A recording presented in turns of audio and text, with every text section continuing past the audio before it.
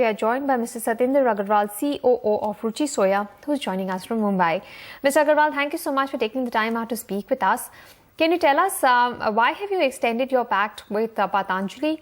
I believe you had a tie-up for processing and packaging of edible oils only for your Rajasthan plant, and now you've extended it further.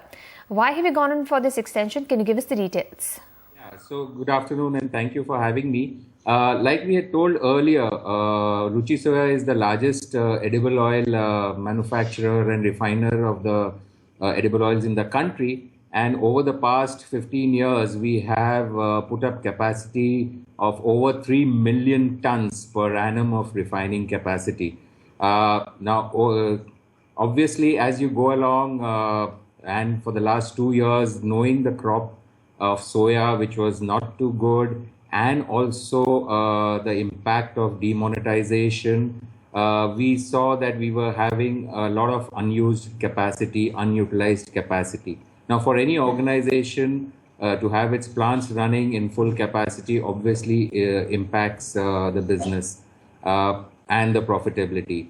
So we got into a arrangement with Swami Ramdev ji and his company. They were looking for an opportunity to get into edible oils, and we were the largest manufacturer of edible oils, refiners of edible oils, and so it was a win-win situation for both of us. Mind you, the products which they want to launch under the Patanjali range in cooking oils of soybean, sunflower, and mustard and various other oils are in the premium segment, while we predominantly, other than our Nutrela brand, operate in the popular segment. So it's a win-win situation for both of us, and I get to utilize, Ruchi gets to utilize its plant's capacity much better, and Patanjali gets a ready-made all India, all India distribution, manufacturing location capability of very high quality refining facilities. So that's what we started off with, Baran in Rajasthan. And initially itself, we told the moment we start off, we will rapidly expand it to various other locations. And right now we've just signed. Can you tell us, give us details of the tie-up? Now, you're going to do the packaging and the refining of the oils. What is the revenue breakup for you? Because you have your own, you sell in the popular segment, but you have your own brands there. How does it work in terms of revenue? So it doesn't work that way in terms of revenue. We have unutilized capacity. The revenue obviously will go to Patanjali, as they will be buying raw material oil and they will be selling as Patanjali brand name.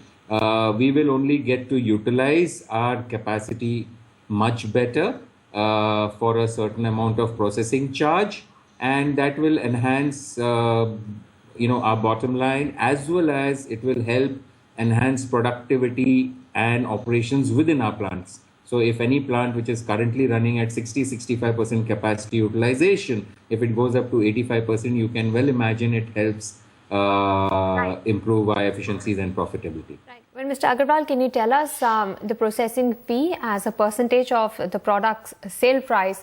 What is it? What is Ruchi Soya getting out of it? No, we cannot divulge those informations because there's a pact.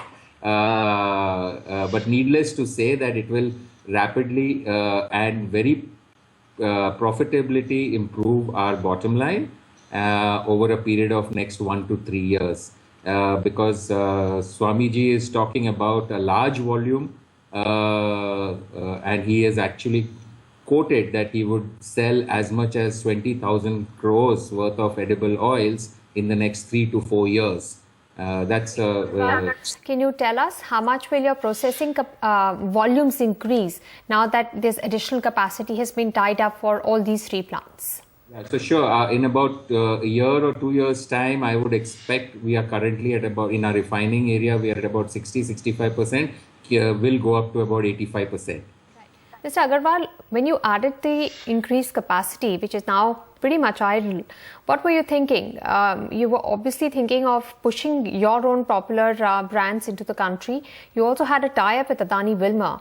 Is that not working out?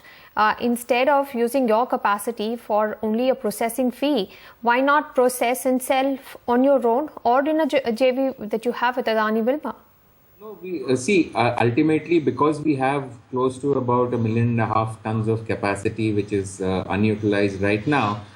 We obviously went out and are looking at opportunities which are available for tie-ups with all partners, whoever it may be. It need not just be Adani. Now, in the scheme of things, these things take a lot of time to develop. You need a lot of clearances, and Patanjali moved the needle faster, so we've gone ahead and done it. In near future, yes, you will hear many more things as and when they fructify. Mr. Agarwal, is this enough to turn around the situation at Ruchi Soya?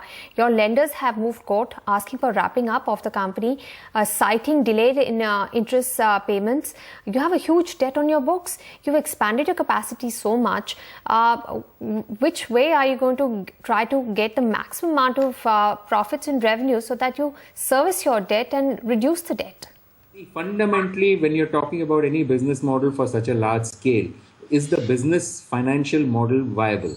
Now, at a EBITDA level, we are very positive. Our operations in terms of refining edible oils and branded products business are doing very well.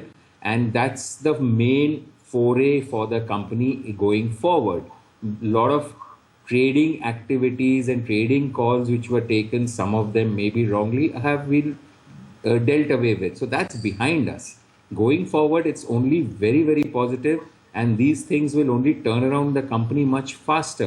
The business model clearly says that our edible oil operations has the capability of funding itself. It's a very, very positive business. Mr. Agarwal, what's happening with the Adani Wilmar joint venture? Will it go through?